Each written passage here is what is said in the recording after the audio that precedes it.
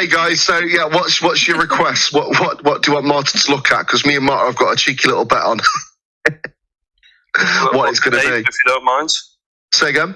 Look at APE if you don't mind. Oh, Martin, we both lost. We've lost this bet. We both lost. Are you looking at APE for a trade or long term or?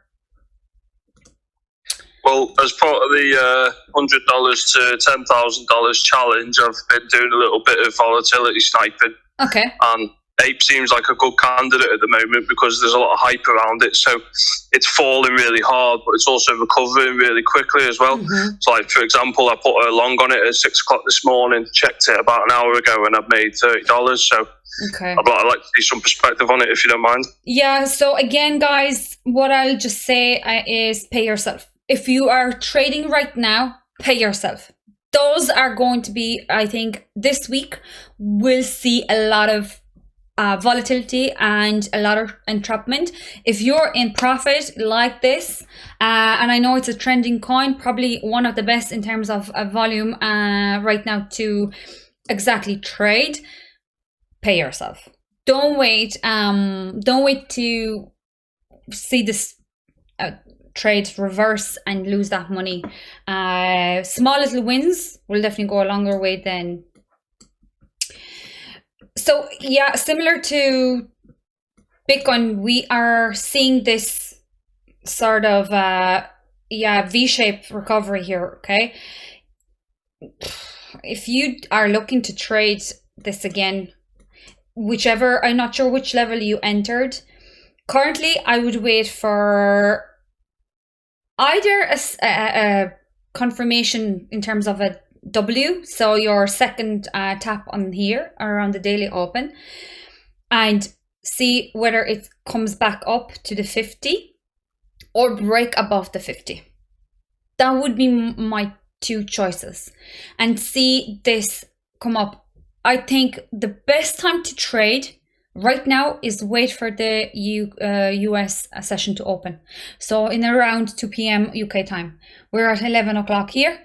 I think this is the best time to get your trades. Don't trade like 10 minutes before, because usually that's exactly what happens is before the market opens in the US, there's a lot of like messing around.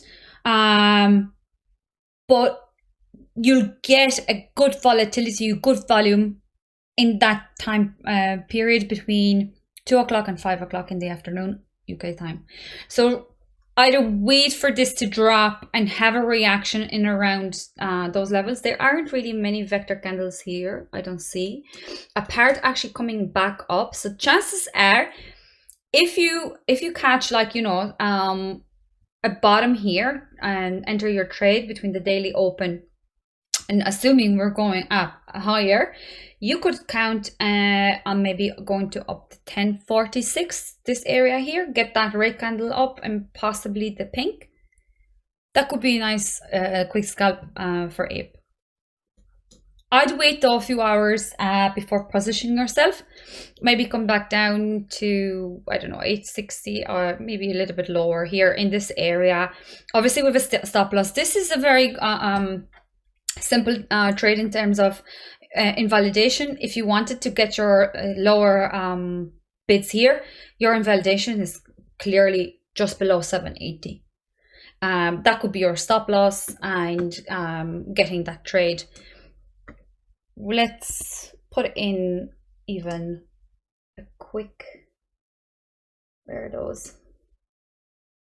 Long position, and we'll see. If you try and get in around like, you know, here, and that's your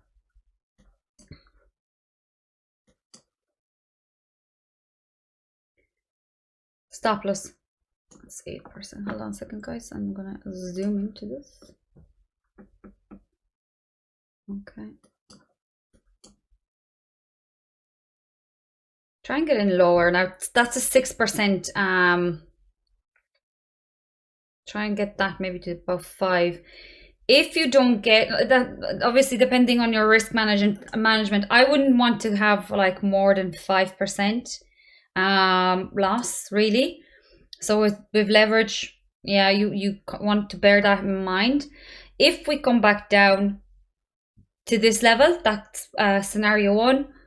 And then you have your target 1 around here, coming back up to the 22. If not, the second scenario is, to me, like I said, come up to the 50, okay, and get above, this is a nice red vector candle here to here, and adjust your stop loss then, you know, for whatever trade you want to take. There's a pivot point here according to the hybrid system, and we have moved here, guys, from mpivot 2. So technically, going by the way the hybrid works, we could see a nice trade between this point to this point. Let's move that back down. Just that would have given you an idea if you were already in this trade. That's 50%. Nice, very nice move. Whether it's going to happen, that's a question. M3 would be the next pivot point. That's another nice 23%. If you cut that bottom, it was actually 2 taps here on the hourly, guys. But we're dropping now. So look, 2 scenarios I already gave you guys. I think this is clear for me. Either wait here for reaction in around this area here, have a stop loss. It's a clear invalidation. You can see where, yeah, going below this, that's the trade is gone. Your next red candle, pink candle, that could potentially be the next target is in around 10. If you want to be a little bit safer, come up to, yeah, just below 10 cents. Does that answer your question? Yeah, that's really nice, thanks. Yeah, it was a good little win this morning, but to reiterate what you're saying, definitely pay yourself at the moment. And that's fortunately the ethos of the challenge that I'm doing right now. And I'd say anyone on the stream now, if you are interested in learning to do leverage like I am at the moment, it's a good strategy to use because the profit taking is quite aggressive.